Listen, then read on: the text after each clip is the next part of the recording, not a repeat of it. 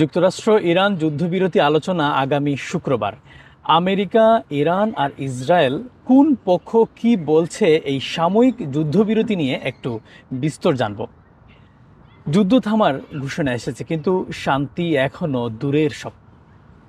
তীব্র মত পার্থক্য থাকা সত্ত্বেও আলোচনায় বসতে যাচ্ছে ইরান ও যুক্তরাষ্ট্র। আর 2 সপ্তাহের যুদ্ধবিরতিকে ঘিরে তৈরি হয়েছে এক জটিল কূটনৈতিক সমীকরণ।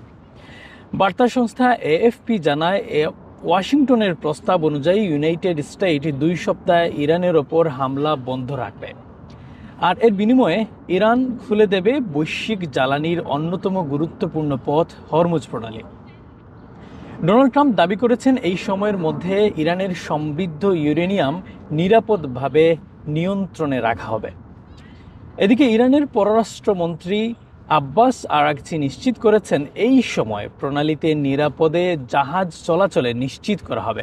একই সঙ্গে তেহরানের 10 দফা একটি পরিকল্পনা দেওয়া হয়েছে, যেখানে হরমুজে নিয়ন্ত্রণ, ইউরেনিয়াম সমৃদ্ধকরণ চালু রাখা এবং সব নিষেধাজ্ঞা প্রত্যাহারের দাবিও রয়েছে। তবে জটিলতা এখানেই শেষ নয়। ইসরায়েল যুদ্ধবিরতিকে সমর্থন করলেও লেবাননকে এর বাইরে রেখেছে এবং ইতিমধ্যে দক্ষিণ লেবাননে নতুন হামলার খবরও পাওয়া গেছে। সেখানে ইরান সমর্থিত হিজবুল্লাহর সঙ্গে সংঘাতে ইতিমধ্যে 1,500-এর বেশি মানুষ নিহত হয়েছেন। প্রশ্ন এখন একটাই, এই সাময়িক বিরতি কি সত্যি স্থায়ী শান্তির পথে এগোবে, নাকি আরও বড় সংঘাতের আগমনী সংকেত?